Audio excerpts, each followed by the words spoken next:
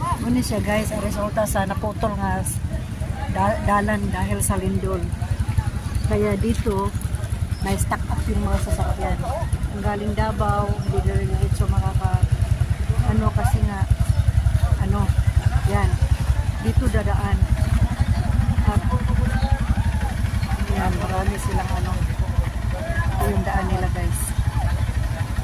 Dito ang mga tao, yan, pag may karga pa, ayan, may mga labor din na nagsasalo dahil yung mga bus na galing Davao hanggang doon lang sila. Kaya mag-transfer sila doon kasi may mga bus din doon sa baba.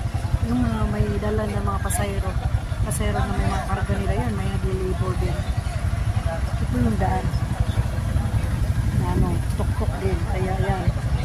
Kaya pag hindi 4x4 yung sasakyan mo, pag dadaan ka dito, nahihirapan kaya. Kaya maraming mga tao na nagtutulak, inasis nila yung mga yan, hindi nakakaakyat.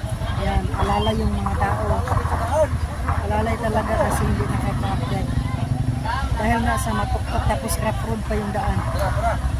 Halos hindi nila kayanin pag hindi 4x4 yung sasakyan. Ayan, buti na lang marami na tao na naalala. Kasi pag wala, hindi talaga yan nakakaakyat. Yan, mahirapan yan. Nakakaakyat din siya. Yan.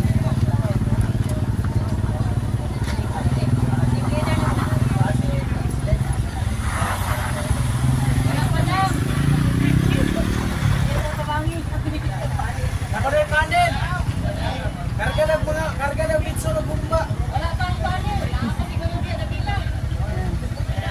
Na-stack up yung mga sasakyan dito. Kaya pag 4 wheels ka, galing kang Davao, abutin ka ng umaga halos ito. Yan. Lakas na kasi 4x4 ko. Yan, lakas niya. Yan ang naka-advantage pag 4x4 yung sasakyan mo. Yan. Diretso. Pero pag hindi, talaga nakapagyan. Wala?